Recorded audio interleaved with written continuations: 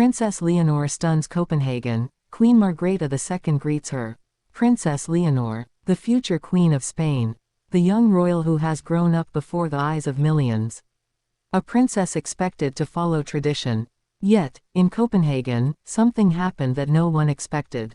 Queen Margrethe herself, the monarch of Denmark, stepped forward. She greeted Leonor with warmth, with admiration, with an embrace that stunned the world.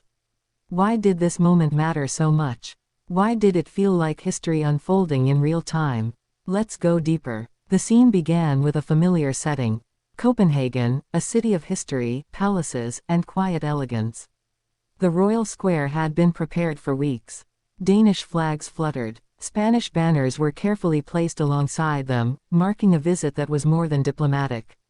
It was symbolic. For Spain, Princess Leonor is not just an heir.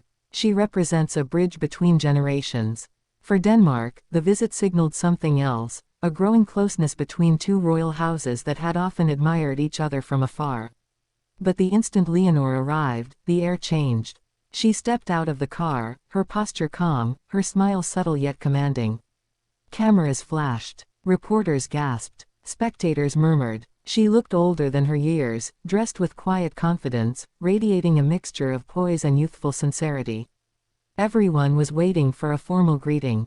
A handshake. A nod. But instead, Queen Margrethe, the queen who has reigned for more than half a century, broke protocol. She reached for Leonor with a personal, maternal gesture. It was not just politics. It was humanity. This is why the moment struck so deeply. Because behind the titles, behind the crowns, behind the centuries of ritual, there was something else. Two women from different generations, one near the end of a long reign, the other at the dawn of her journey, recognizing each other not simply as royals, but as kindred spirits in the weight of duty. Why would Queen Margrethe do this? Why would she step beyond formality? The answer lies in history. Queen Margrethe herself was once a young princess, caught between tradition and modernity, uncertain of how she would lead. When she sees Leonor, she sees herself, yet also something new. Leonor grew up in a world of constant cameras, relentless scrutiny, digital headlines. Margrethe's youth was quiet by comparison. Yet both carried the same burden. One day, they would rule. For Spain, this embrace meant reassurance. Many Spaniards have worried about whether Leonor, still so young, would be strong enough to shoulder the responsibilities of monarchy. This moment sent a silent message: she is ready. For Denmark, it was a recognition that their monarchy, admired for its stability, could extend its warmth to another royal house.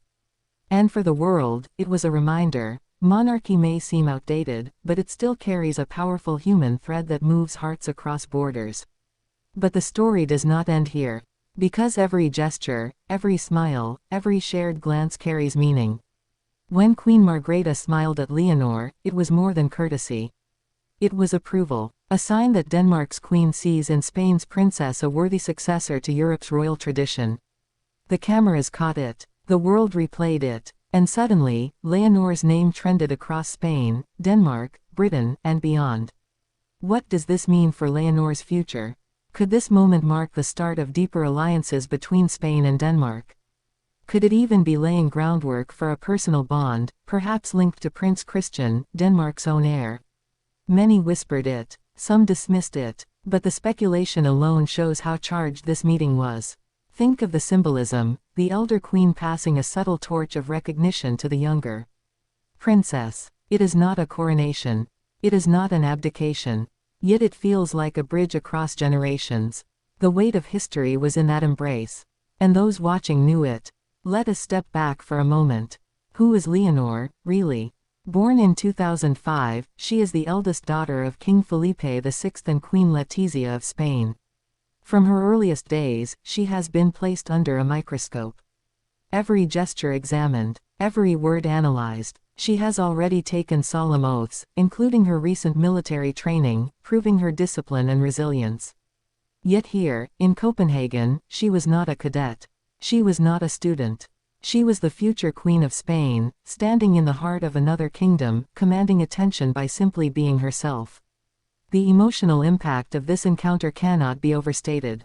Spaniards watching felt pride. Danes watching felt curiosity. The press saw headlines. But for ordinary people, it was something simpler, a rare, genuine moment between two royals that felt authentic.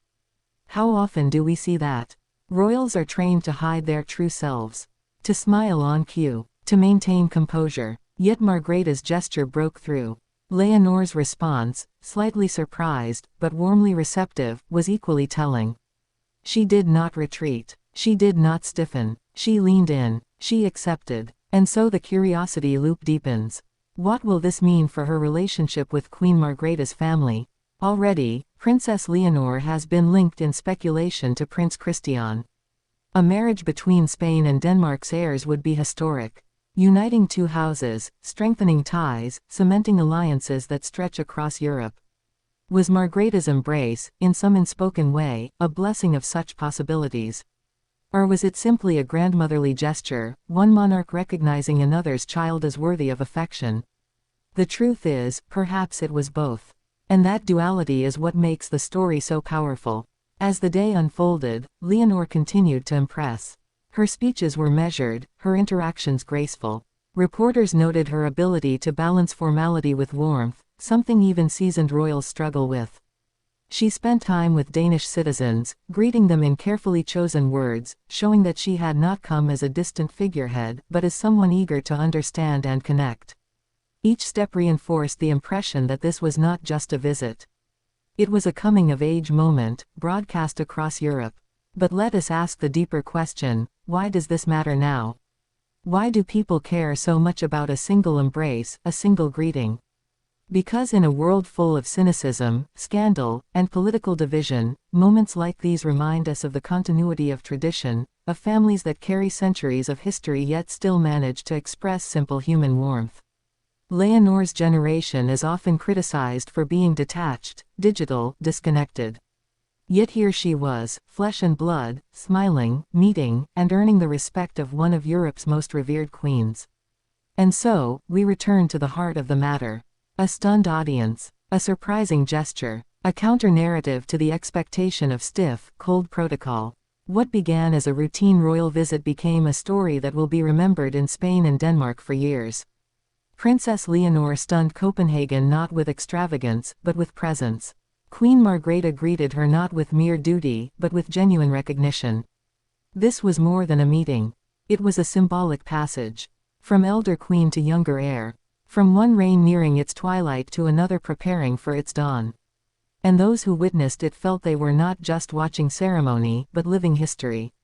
Princess Leonor stunned Copenhagen, and Queen Margrethe, by greeting her with warmth and respect, confirmed what many already suspected: the future of monarchy in Europe is not just secure.